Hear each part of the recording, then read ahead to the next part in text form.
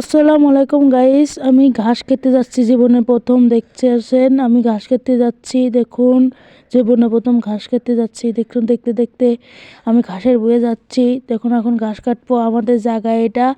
দেখতে দেখতে আমি চলে যাচ্ছি আমি ঘাসের বয়ে। দেখুন, আমি গাইস এখন ঘাস কাটবো। দেখুন, এই যে এখান থেকে কাটতে চাইছিলাম, ঘাস কাটবো না। দেখুন, এখানে যাব, আমি ঘাস কাটতেছি। দেখুন গাইস, আমি ঘাস কাটবো এখন।